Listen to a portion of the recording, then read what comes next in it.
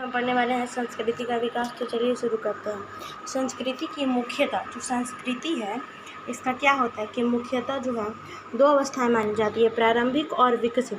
प्रारंभिक अवस्था में ही बर्बर या असभ्य अवस्था के नाम से जाना जाता है। संस्कृति की प्रारंभिक अवस्था वह अवस्था है जिसमें विकसित संस्कृति के लक्षण नहीं दिखलाई पड़ते। इस अवस्था में कृषि, पशुपालन, आखेट आदि कार्य होते हैं। संस्कृति की प्रारंभिक और विकसित अवस्था का अनुमान औजारों, हथियारों, काम करने के विभिन्न यंत्रों और दैनिक जीवन में उपयोग लाई जाने वाली वस्तुओं के आधार पर किया जाता है। प्रत्येक संस्कृति में ऐसी अनेक संस्थाएं, इन्हीं संस्थाओं के सम्मिलित रूप के आधार पर संस्कृति की विकसित अवस्था को निश्चित किया जाता है। संस्कृति की विकसित अवस्था के अंतर्गत प्रशासनिक व्यवस्था, भाषा, ज्ञान, विज्ञान, गणित, ज्योतिष, वाणिज्य, व्यापार, उद्योग, व्यवसाय और उनकी विभिन्न गतिविधियां आती हैं। प्रत्येक संस्कृति की अपनी विशेषता होती है और इस विशेषता में उस संस्कृति की राजनीतिक, सामाजिक, आर्थिक एवं धार्मिक संस्थाएं उस प्रकार सामूहिक रूप से संगठित रहती हैं जिस प्रकार शरीर के विभिन्न अंग प्रत्यंग एक दूसरे से जुड़े रहते हैं। शिष्टाचार, विभिन्न संस्कार, विवाह संस्था, धार्मिक कर्मकांड, विधि विधान, नीति, आर्थिक उत्पादन पद्धति आदि समस्त सामाजिक प्रवृत्तियां परस्पर घुल मिलकर एक दूसरे पर निर्भर करती हैं। प्रत्येक संस्कृति का विकास एक निश्चित भौगोलिक वातावरण में होता है। भौगोलिक स्थितियों में भिन्नता के कारण ही विभिन्न संस्कृतियों के स्वरूपों में भिन्नता दृष्टिगोचर होती है। संस्कृति को अपनाने और ग्रहण करने वाले विभिन्न मानव वंशों की विशिष्ट मौलिक शक्ति ही उनके स्वरूपों के निर्माण का मूल कारण होती है। विद्वानों की ऐसी मान्यता है कि संस्कृति के सभी तत्वों को दूसरी संस्कृति वाले मानव समूह द्वारा पूर्ण रूपेण कभी अपनाया नहीं जा सकता है। कोई भी अन्य मानव समूह स्वयं से भिन्न संस्कृति का केवल बाह्य रूप से अनुकरण कर सकता है।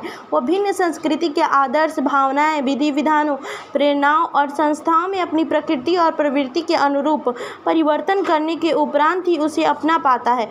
रोमनों ने यूनान की संस्कृति में परिवर्तन कर ही उसे अपनाया था। संस्कृतियों के बीच परस्पर संघर्ष और आदान प्रदान होते रहता है। एक दूसरे के संपर्क में आने पर विभिन्न संस्कृतियों में संघर्ष होते रहता है और कभी कभी वे एक दूसरे में विलीन हो जाती हैं। प्राचीन काल, मध्यकाल और आधुनिक काल में संस्कृति को अपनाने वाली समूहों ने सरल और सहज भाव से संस्कृति के अंशों का ये तो आदान प्रदान किया है अथवा अंगीकार किया है। जब भारत ने यूनानियों का संपर्क हुआ तो उन्होंने भारतीय संस्कृति के दार्शनिक सिद्धांतों को अपना लिया। अरब वासियों ने न केवल यूनानी संस्कृति के प्रमुख तत्वों का आत्मसम्मान ही किया वरन उसमें वृद्धि भी की। मध्ययुगीन यूरोपीय राष्ट्र रोमन संस्कृति की कला और कानून को अपनाकर स्वयं को गर्वान्वित महसूस करते थे। आधुनिक यूरोप संस्कृति में यहूदी, यूनानी सब है न उसमें और रोमन संस्कृति की विशेषताएं सम्मिलित हैं। ये विशेषताएं आधुनिक रूप से संस्कृति की पैतृक संपत्ति हैं। आधुनिक पश्चात संस्कृति सैकड़ों वर्षों से प्रचलित विभिन्न संस्कृतियों का ही तो परिणत स्वरूप है। मानव का वातावरण और परिस्थिति के साथ बराबर संघर्ष होते रहता है। जब मानव वातावरण को परिवर्तित कर परिस्थिति पर अपना नियंत्रण स्थापित कर लेता है तब उसकी जीवन का एक अंग बन जाती है। कभी कभी मानव समाज की अंतर शक्तियों का स्वाभाविक रूप से ही विकास होते रहता है और इससे संस्कृति की विकास यात्रा जारी रहेगी। विकास की प्रथम अवस्था केवल भाव और अनुभूतियों तक सीमित रहती है। भाव और अनुभूतियाँ जब सामान्य नियमों से निर्दिष्ट होकर विचारों के रूप में अभिव्यक्त होती हैं तो संस्कृति के विकास की अद्वितीय अवस्था को प्राप्त किया जाता है। इसके विकास के तीसरी अवस्था में सारी अनुभूतियाँ और विचारों को स्पर्श करने वाली विशुद्ध तथा अव्यक्त कल्पनाओं के परिचायक विज्ञान का उदय होता है। इस प्रकार संस्कृति का विकास 3 प्रकार से होता है। प्रथम, जब मानव परिस्थिति से संघर्ष करते हुए उन पर विजय प्राप्त कर अपनी जीवन प्रणाली में परिवर्तन करता है तब संस्कृति के विभिन्न अंगों में परिवर्तन होता है। द्वितीय, मानव समाज की अंतःशक्तियों के स्वाभाविक विकास से संस्कृति में परिवर्तन और विकास होता रहता है। तृतीय, विभिन्न संस्कृतियों के पारस्परिक संघर्ष, अंतर्मिलन एवं आदान प्रदान से संस्कृति में परिवर्तन और विकास होता है। अब हम पढ़ने वाले हैं कि भारतीय संस्कृति की विशेषताएं क्या है। तो सुनिए, भारतीय संस्कृति भारत राष्ट्र की एक विरासत है। हमारी संस्कृति प्रकृति की गोद में पली हुई आध्यात्मिक संस्कृति है जिसमें विनय और शील को प्रमुखता दी गई है। भारतीय संस्कृति में एक ही आत्मा के दर्शन करने का प्रयत्न किया गया है और सबके लिए सर्वे संतु सुखिनः सर्वे संतु निरामया की सद्भावना की गई है। इसका अर्थ होता है कि सब लोग सुखी रहें और सब लोग रोगों से मुक्त रहें। भारतीय संस्कृति की अनेक विशेषताएं हैं जिनमें निम्नलिखित कि ये क्या है। भारतीय संस्कृति की विशेषता क्या है कि ये पुरातन है, ठीक है ना। भारतीय संस्कृति विश्व की अत्यंत प्राचीनतम संस्कृति है। भारत के प्राय सभी क्षेत्रों में यथा पूर्व पश्चिम उत्तर दक्षिण में सुदूर अतीत के पूर्व पाषाण काल के अनेक अवशेष प्राप्त हुए। देश में स्थित पर्वत श्रेणियों की गुफाओं और पहाड़ियों की कंदराओं में मनुष्य द्वारा बनाए गए अनेक चित्र पाए गए हैं। भारत के अनेक प्रांतों तमिलनाडु, कर्नाटक, पंजाब, मध्य प्रदेश, उत्तर प्रदेश, बिहार, पश्चिम बंगाल आदि के विभिन्न स्थानों में पाषाण काल उपकरण, मिट्टी के पात्र और दैनिक जीवन के उपयोग वाली अनेक वस्तुएं प्राप्त हुई हैं। इन प्रमाणों की उपलब्धता यह प्रमाणित करती है कि मानव इतिहास शुरुआत से ही भारतवर्ष में मानव समूहों की लीलाभूमि रहा है, ठीक है ना। क्या है कि ऐतिहासिक काल में भी इस भूभाग में मानव द्वारा सभ्यता और संस्कृति का विकास किया जाता है। जिस समय भूमंडल के कुछ स्थानों पर सभ्यता की शुरुआत हो रही थी उस समय भारतीय संस्कृति विकसित होकर आगे की ओर बढ़ती जा रही थी। इससे बड़ा प्रमाण सिंधु नदी घाटी में विकसित हड़प्पा सभ्यता है। अब बात करते हैं कि अत्याधुनिक जो कि है ना अध्यात्म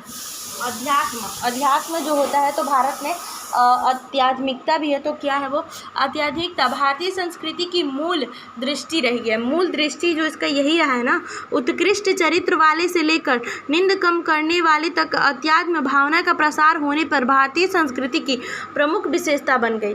आध्यात्मिकता के अंतर्गत नश्वर शरीर का तिरस्कार, परलोक और सत्य, अहिंसा, तप और आध्यात्मिक मूलों को अधिक महत्व देना, आवागमन की भावना, ईश्वरीय न्याय में विश्वास आदि बातें भारतीय संस्कृति तपोवन की संस्कृति रही जिसमें विस्तार ही विस्तार था। प्रथम भारत उदय तब गगने, प्रथम साम रेव तब तपने।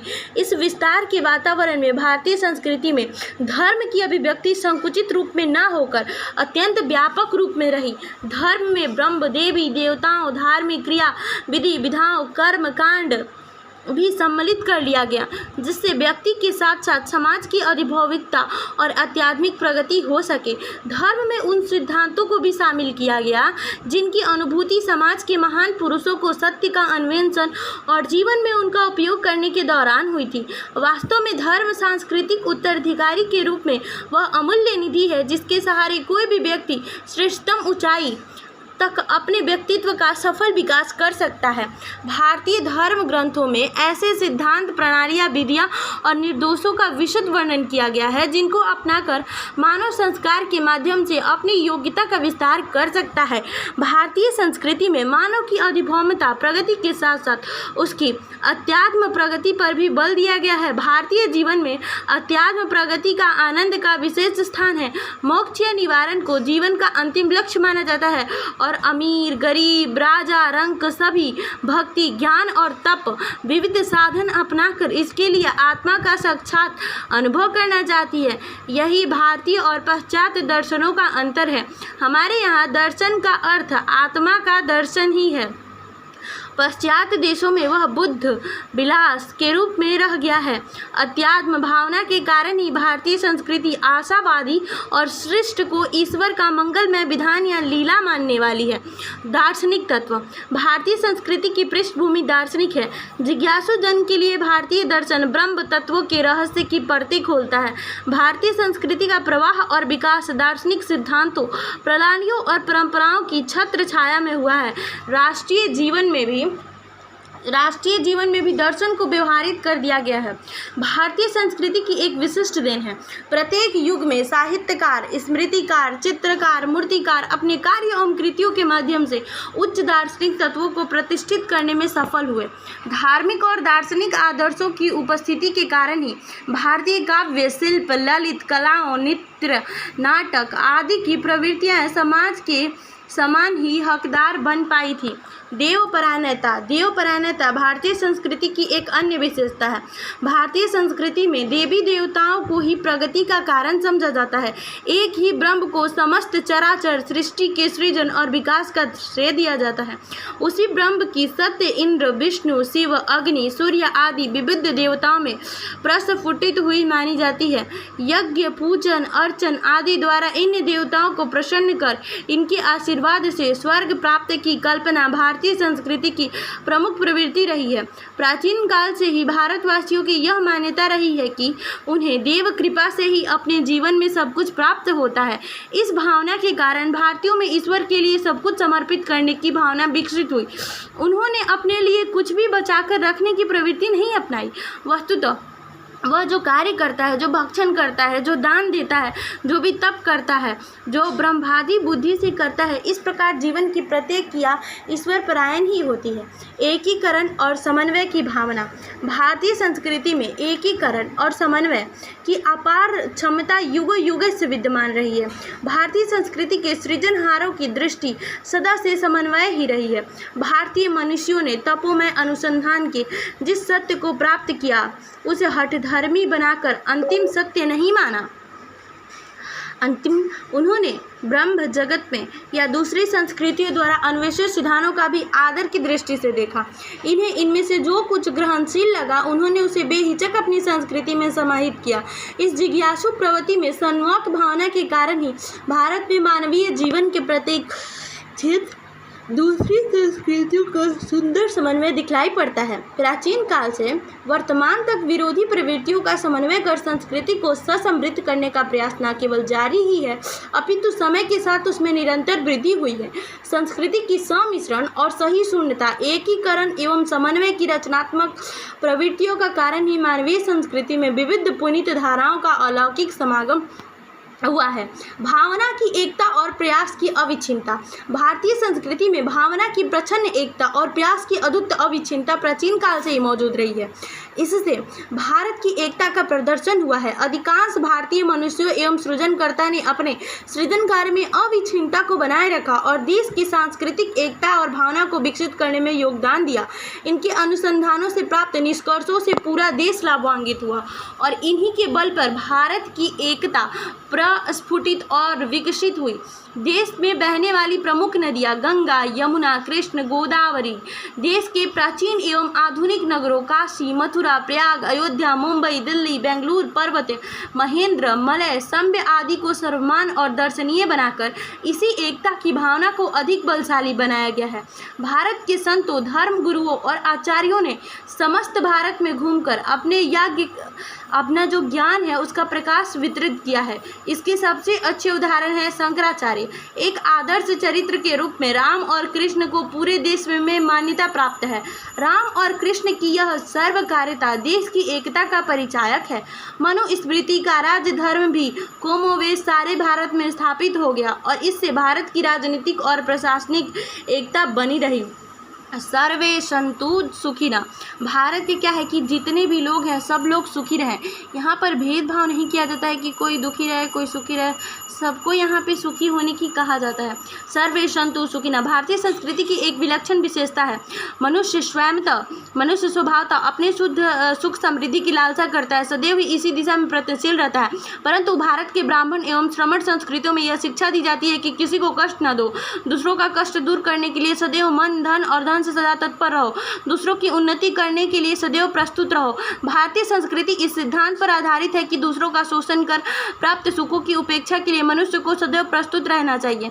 भारतीय संस्कृति को यह शिक्षा देती है कि मनुष्य को अपना सब कुछ त्याग कर भी दूसरों को सुखी बनाने का प्रयत्न करना चाहिए। भारतीय संस्कृति को उत्तराकों की यह स्पष्ट मानता है कि स्वार्थ असस्य पदायस्य निर्गमनी, अर्थात इसका अर्थ है कि स्वार्थ ही परोपकार करने में है। जिसका स्वार्थ ही परोपकार करने में है वही मानवता के नेता है। भारत का विश्वास सर्वे सन्तु सुखिनः तथा जो कुछ सत्य है, शिव है, सुंदर है वह सबके लिए हो। भारतीय संस्कृति उपरोक्त वर्णित विशेषताओं के कारण ही मानव के विचार और चेतना को प्रस्फुटित कर सकती है। भारतीय संस्कृति की धारा किसी प्रागैतिहासिक अज्ञात युद्ध से आरंभ होकर अनुकूल तथा प्रतिकूल विभिन्न परिस्थितियों से गुजरती हुई तथा विभिन्न प्रकार की विचारधाराओं को आत्मसात करती हुई समय से अपने अपने विशालतर और गंभीर रूप से आगे बढ़ती हुई दिखाई पड़ती है। आज जबकि अनेक संस्कृतियों का अस्तित्व समाप्त हो चुका है, भारतीय संस्कृति अपनी विशेषताओं के बल पर अभी भी विद्यमान है। भारतवासी अपनी सांस्कृतिक विशेषताओं और निधियों का सदुपयोग करते हुए अपने राष्ट्रीय जीवन का तो अनुध्यान कर ही रहे हैं, विश्व को भी अपनी सांस्कृतिक उपलब्धियों से लाभान्वित कर पा रहे हैं।